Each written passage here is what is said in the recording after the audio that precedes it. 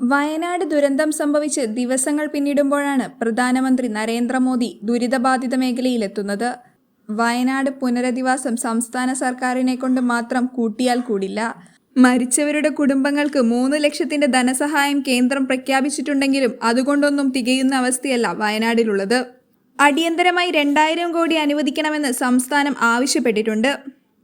ഇന്ന് രാവിലെ 11 മണിക്ക് കണ്ണൂർ വിമാനത്താവളത്തിലെത്തുന്ന മോദി അവിടെ നിന്നും പ്രത്യേക ഹെലികോപ്റ്ററിൽ കൽപ്പറ്റ സ്കൂൾ ഗ്രൗണ്ടിലെത്തും. പിന്നീട് റോഡ് മാർഗം ദുരന്ത സ്ഥലത്തേക്ക് എത്തുമെന്നാണ് അറിയിച്ചിരിക്കുന്നത്. പ്രധാനമന്ത്രിയെ സ്വീകരിക്കുന്നതിനായി എല്ലാ സുരക്ഷാ മാർഗങ്ങളും ഒരുക്കിയിട്ടുണ്ട്. പഴയതിലും കൂടുതൽ മോദി സ്നേഹമുള്ള മുഖ്യമന്ത്രിയും കണ്ണൂരിലേക്ക് പുറപ്പെട്ടിട്ടുണ്ട്.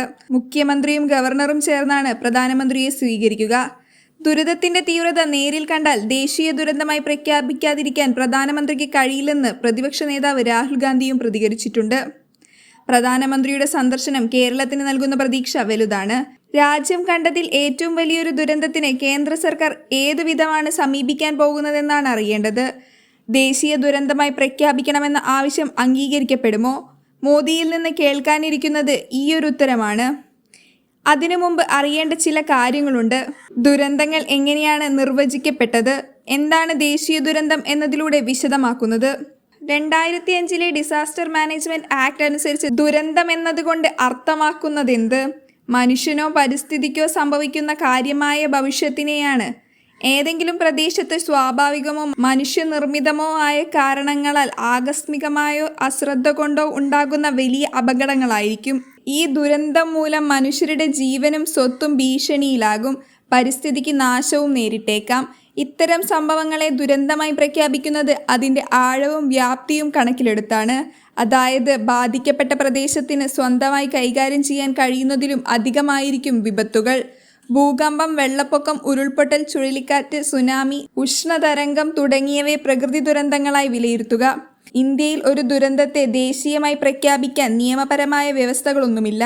2018 ശീതകാല സമ്മേളനത്തിൽ പാർലമെന്റിലെ ഒരു ചോദ്യത്തിന് മറുപടിയായി ആഭ്യന്തര സഹമന്ത്രി കിരൺ റിജിജു ഇത്തരം വ്യവസ്ഥകൾ ഉൾപ്പെടുത്തുന്നതിനെക്കുറിച്ച് ആലോചിക്കുന്നില്ലെന്ന് വ്യക്തമാക്കിയിരുന്നു. ദുരന്ത നിവാരണത്തിനായി നീക്കിവെക്കുന്ന സംസ്ഥാന ദുരന്ത പ്രതിസന്ധി നിധി, ദേശീയ ദുരന്ത പ്രതികരണ നിധി എന്നിവയുടെ നിലവിലുള്ള മാർഗനിർദ്ദേശങ്ങളിൽ ഒരു അപകടത്തെ ദേശീയ ദുരന്തമായി നിർവചിക്കുന്നതിനുള്ള ഒരു വ്യവസ്ഥയും ഉൾപ്പെടുത്തിയിട്ടില്ലെന്നും അദ്ദേഹം പറഞ്ഞിരുന്നു. എന്നാൽ 2001 ഗുജറാത്ത് ഭൂകമ്പവും 1999 ഒഡീഷയിലെ ചുഴലിക്കാറ്റും അസാധാരണ തീവ്രതയുള്ള ദുരന്തങ്ങളായി സർക്കാർ പ്രഖ്യാപിച്ചിരുന്നു. 2001 മാർച്ചിൽ അന്നത്തെ കൃഷി സഹമന്ത്രി ശ്രീപദ് നായിക് ആണ് പാർലമെന്റിൽ ഈ പ്രസ്താവന നടത്തിയത്.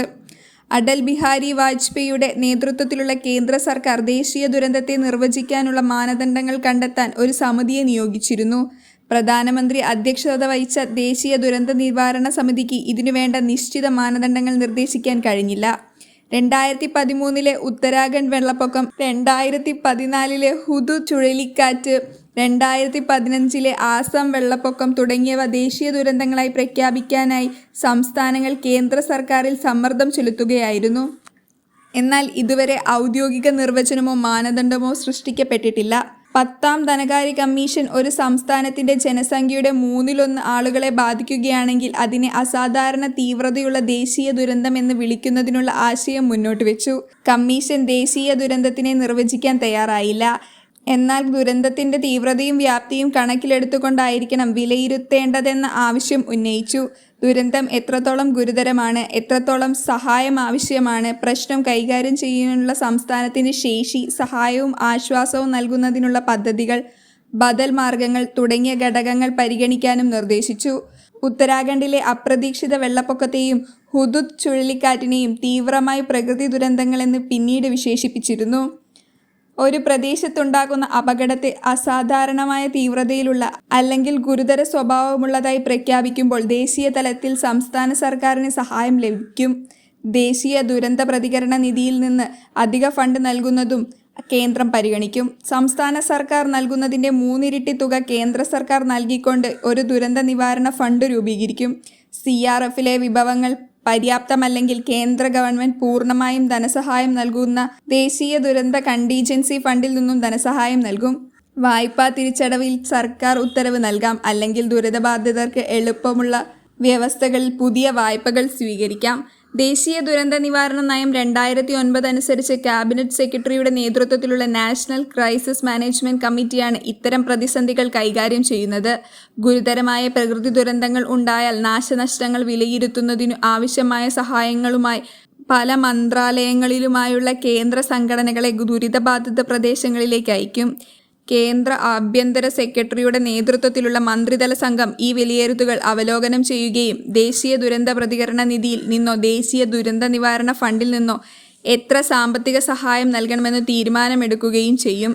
ധനമന്ത്രി, ആഭ്യന്തരമന്ത്രി, കൃഷിമന്ത്രി, ആസൂത്രണ കമ്മീഷൻ ഉപാധ്യക്ഷൻ എന്നിവരടങ്ങുന്ന ഉന്നതതല സമിതിയാണ് പിന്നീട് കേന്ദ്ര സഹായത്തിന്റെ അന്തിമ തുക അംഗീകരിക്കുക.